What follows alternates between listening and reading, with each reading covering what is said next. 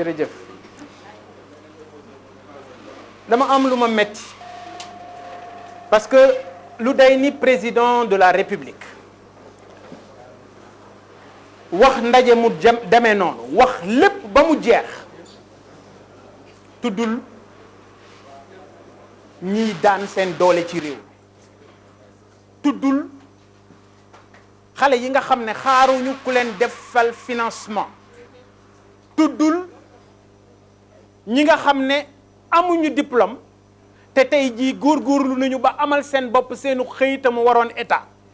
Je veux parler des marchands ambulants maa ngi leen di massaw maa ngi leen di encourager dégg naa sax ñu leen di dig ay financement mais marchand ambulant soxlawul financement moo la gën a xam yow mi koy dig xaalis moo la gën a xam nu muy def ba liggéey xaalis ku ko may aafiya la soxla ku ko encadré la soxla ku ko teg ci yoon la soxla c'est clair war nañu defar oui war nañu organiser mais kilifa buy jël décision day xalaat conséquences yi d'abord parce que tey conséquence su déguerpissement wu ambulant yooyu mais moo waral ñenn ci ambulant yi mer jël gaal ngir dem wuti dëkk bu gën ba seen bakkan des ci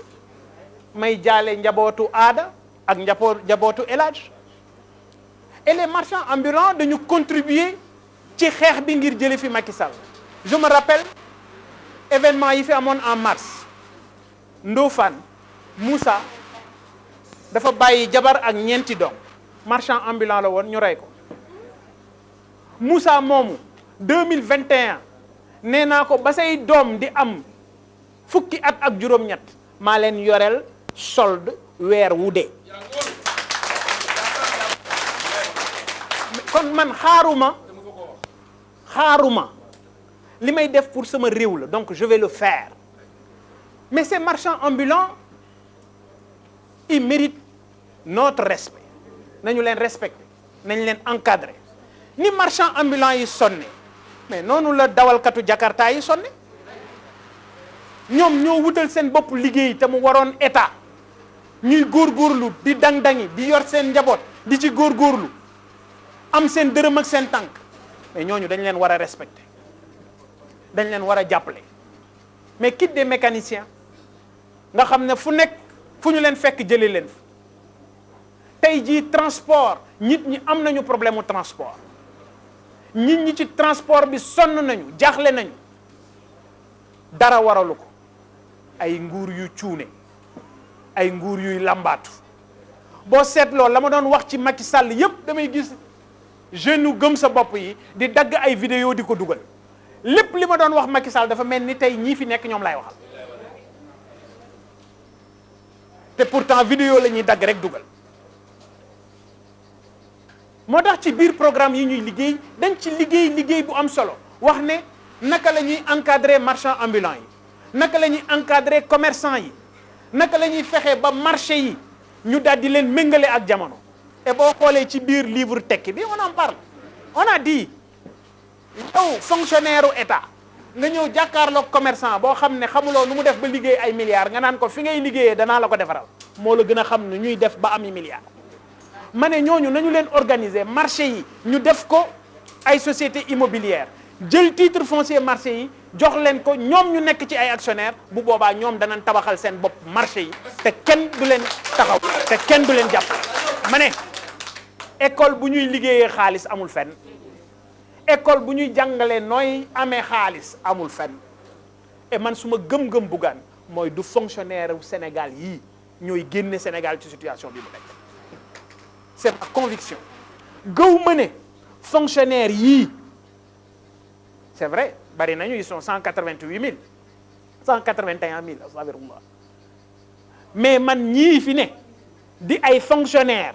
yaakaaruñu lu dul impôt xamuñu lu dul impôt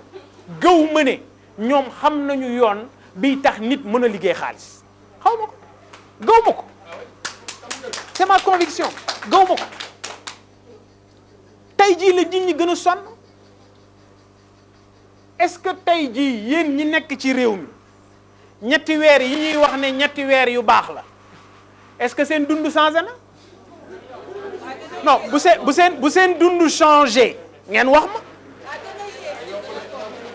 nee nañu wàññi nañu dem leen ci boutique yi wala ngeen dem ci commerçant yi ngeen xool fu wàññite effectivé au contraire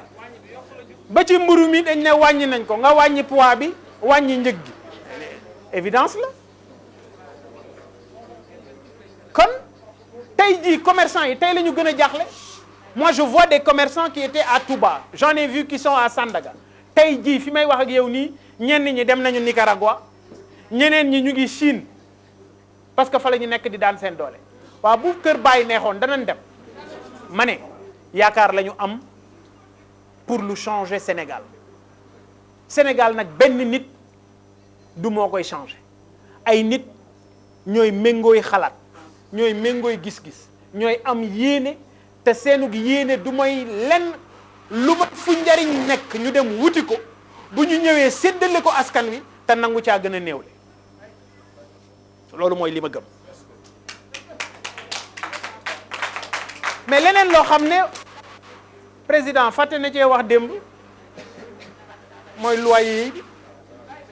xam nga location bi dama amoon lu ma ca waxoon mais j'ai l'impression que bàyyiwu leen ma xel ba léegi ñi war a wàññi location bi ñoom ñooy louer kër yi ñi war a tax location bi nooy ña koy décider ñoom ñooy bailleurs yi ñooy louer kër yi mooy ñoom punkal yi dégg nga démb ñu naan la ay juróomi nit ñu jox ko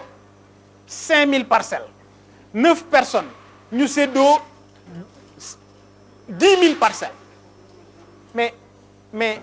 parcelles yooyu ñuy joxe coowal foncier bi coowal littoral bi mais amul fu coow musa am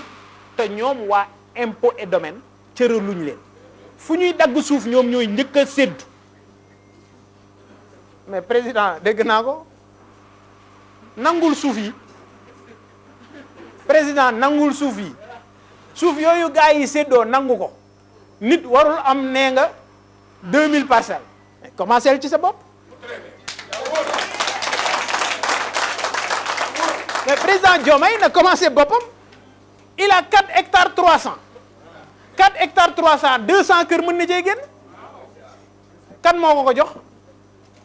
actuel ministre boo xam ne ci moom la féete mooy li may wax sànq ministre boo xam ne Macky Sall la àndal 12 ans bi élection yi ñëwee mu roof marche arrière ñun ñi doon xeex Macky Sall opposition ba boobaak léegi ñu ne non ñun baaxuñu mais kooku rocciku ci Macky Sall noonu baax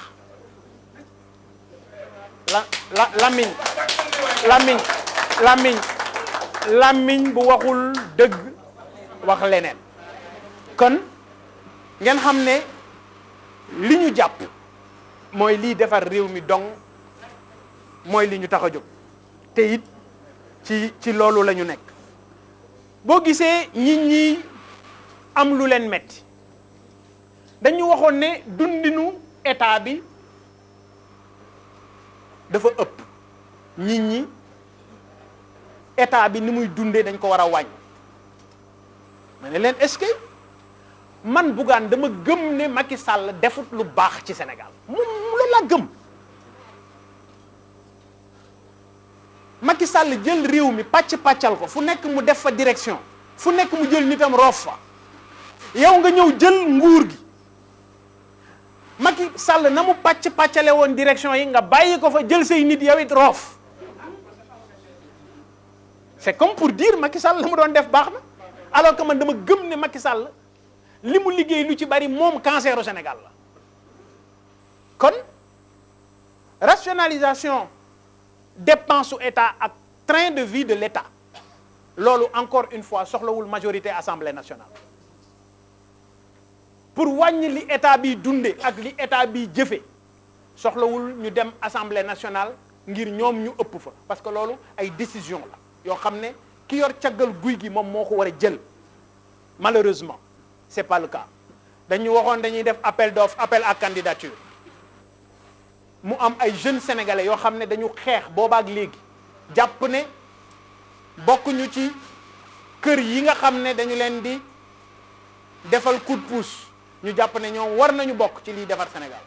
di xaal appel à candidature fulaas dallu xëddeen dégg naa sax léegi ci biir débat yi boo leen waxee appel à candidature ñu ne dañ ne woon pour certains postes certains postes de bu fekkee ne li fi nekk yëpp joxe ngeen ko lan moo ci des lu fi des lu ñuy joxe amul dara loo xam ne moom moo fi des lu ñuy joxe kon nit ki li mu digee da ngay fexe warloo ak moom dégg naa président mu ne bi muy ñëw fekk fi fonds politique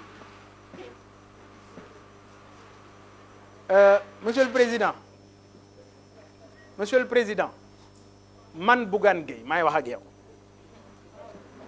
monsieur le président le rapport d'exécution budgétaire bu premier trimestre 2024 mi ngi ci sa table non man waxantuuma de président li mu wax ci fonds politique yi amul waa léegi d'accord Macky Sall lekk na fonds politique yi moom nee na fekku fi fonds politique dëgg la fonds politique mbind mi maanaam kaddu gi fonds politique amul mais fekk na fi fonds spéciaux waaw le rapport d'exécution budgétaire bu premier trimestre 2024 moom président de la République dama ne ko je le mets au défi budget présidence 22 milliards lañ ci lekk lañ ci consommé la ca des anam bu ko Macky Sall lekkee nañ ko woo mu ñëw ñu dóor ko ci mbaam comme ni mu leen defoon moom nañ ko yóbbu ci kaso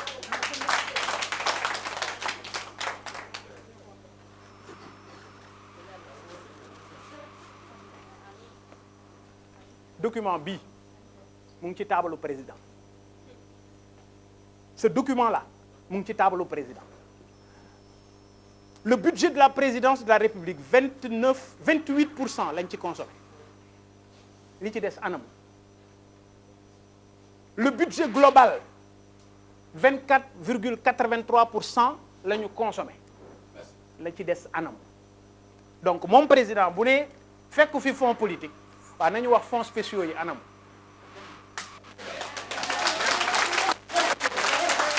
et encore une fois et encore une fois wutuma lenn lu may mu leer man Sénégal rek moo ma intéressé lii ba ñu ko déposé lii 30 mai je crois lañ ko déposé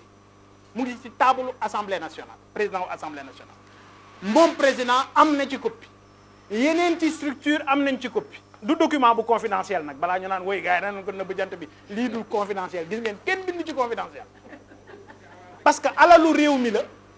alalu réew mi ku nekk ci ñun mën na koo saytu kon moo tax bi ma ko déggee mu ne caisse noire en fait fonds politique fekk ko fi xam nga politiciens yi dañuy nax sénégalais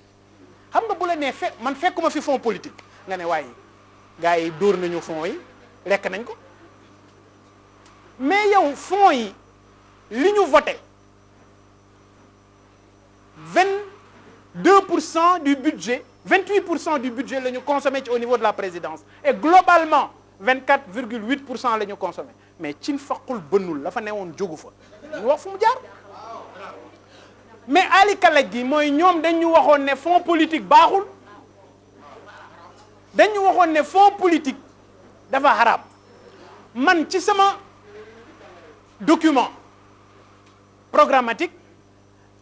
dama ne fonds politique yi dañu ko war a di comptabiliser pour lu cay génn ñu xam fu mu jaar fu mu jëm ak naka lañ ko jëfandikoo man loolu laa waxoon mais ñoom nee nañu fonds politique dafa xaram mais démb seen waxi démb ji wax ju leer la nee nañu fonds politique dañ koy soppi fonds secret waa léegi wax leen ma yéen 6 ak 9 ndax boo ci juutal day wuteeg morom ba alors donc nañu bàyyi di nax Sénégalais man ci loolu rek laa nekk man Sénégal rek moo ma intéressé Sénégal rek moo ma ñor te ci loolu rek lay dox dégg naa ci biir kaddu yooyu nga xam ne sax yëkkati nañu ko parce que Bougane daf leen jaaxal man dama jàkkaarloog nguuru Ablaye Wade quand je dis jàkkaarloo sur le plan politique jàkkaarloo ma woon ak ñoom mais dama amoon groupe de presse boo xam ne dafa amoon ligne éditoriale lu reporter wax sax ñu ne waaja moo ko wax loo te yàlla xam na ni nit dina liggéey foofa ba génn fa yàlla xam na ni du ma gis keroog dama doon waxtaan ak Salma Ibrahima Fall bu Walf mu wax ma ne effectivement man jaar naa des médias mais man musuma laa gis pourquoi parce que am na ay nit ñu fa nekk ñu professionnel ñuy liggéey d'ailleurs c'est le lieu de les féliciter parce que démb gis naa leen ñu diffuser le show du président pourquoi mais mënoon nañu bañ ne duñ ci bokk mais parce que c'est des professionnels et xam nañ ne li ñuy def service public la pour askan wi la waaye du pour Bougane du pour keneen gis nga nit da ngay xam raison garder et ci loolu laa nekk des médias ay nit a fay liggéey des médias ay nit ñoo fa nekk des médias ay professionnels ñoo fa nekk di liggéey dew ma fa soluma sama dàll yegg fa buñ ma gisee ci seeni locaux événement la maanaam événement lañ koy def parce que duñ may gis duma fa dem barki démb dafa am ku ñëw fii ñuy waxtaan ma ne ko deuxième premier étage ci fii am na société bu fa nekk mu ne ma waaw ma ne ko ça fait 4 ans teguma fa sama tànk te man sama bureau 6e la 4 ans teguma fa sama tànk te sama bureau 6e la parce que moi je fais confiance à l'expertise sénégalaise dama gëm Sénégal et ma jàpp ne bu ñu leen encadrer lépp lu ñu bëgg a def mën nañu ko def waaw léegi man Bougane nguuru Ablaye Wade xeex ma nguuru Macky Sall ku ne xam na ne awma tarafatal ay ni ci ñoom idem comme nguuru Ablaye Wade man Ablaye Wade musul xam sama soxla ku ànd ak Ablaye Wade musul xam sama soxla Macky Sall musul xam sama soxla ku ànd ak Macky Sall mësta xam sama soxla musuma dem sax bu dul benn yoon mooy ci logiciel bi ma leen waxoon ne dama ko defoon pour xeex corruption ci alkaati yi ci wàllu transport ma dem ci premier ministre ba woon muy Mimi Touré parce que moo doon décider ak yeneeni kilifa ci gendarmerie ak ci police lu ko mooy man ku ma xam-xam na ne maa ngi sama dox donc man nguuru Macky Sall xamuñu sama soxla nguuru Ablaye Wade xamuñu sama soxla ma dégg ministre bu mën a fen boo xam ne toog ci télé non mais c'est vrai ces gens sont malades comment nga mën a toog ci télé naan Bougane état moo ko enrichir man Bougane Gueye su ma baat poto musuma gagné marché état ku may mus a gis Bougane société bu gagné marché état génne ko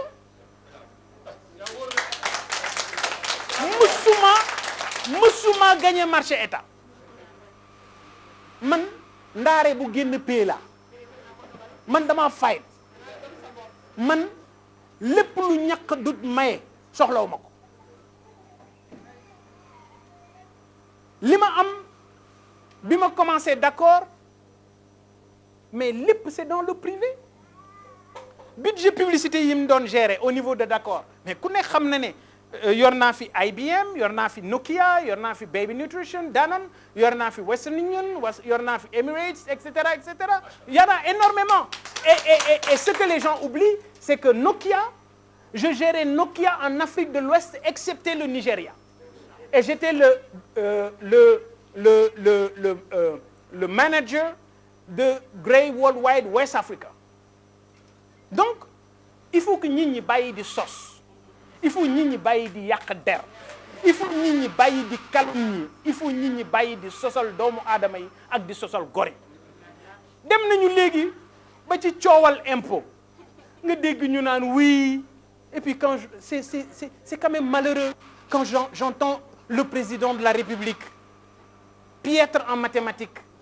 mu ne oui boo jëlee communiqué 100 000 francs am nga ci TVA mu nekk 108 000 un bon inspecteur des impôts xamuloo ne TVA 18% la xamuloo ne TVA 18% la et puis non xam nga buñ ko présenté noonu bu fekkee ne moom président moo wax noonu nga wax ak benn nax sa xandang benn naba bu mel ni Bougane da nga naan non li mu wax dëgg la alors que yéen ñi yor entreprise Sénégal ñoo may seetaan xam nañ ne TVA da ngay def TVA bi nga encaissé bu weer deewee TVA bi nga encaissé ak TVA bi nga dépensé nga def balance bi moom ngay déposer impôt bu positivé ci yow ça veut dire impôt moo la yoreel TVA bu fekkee ne dafa négatif ça veut dire que yow yaa war a dollil impôt TVA donc xam nga kon buñ ko présenté ne oui da ngay jël TVA bi tàgge bi 18% nga lekk ko xam nga des médias ñaata lañ leen di laaj TVA presque 1 milliard et je vous dis comment ça s'est passé un inspecteur des impôts moo toog ci bureau xam nga ceebu inspecteur nag niroowul ak ceebu ñoom Sarr ñoom ay enseignants lañu dóor sa ceeb ba nga cil dóor 3 normaux split bi di la upp nga ne non xaaral non des médias xaaral ma dóor leen 1 milliard TVA je dis c'est pas sérieux man des médias aw ma fa litre essence man des médias fayuñu suma salaire musuñu maa fay salaire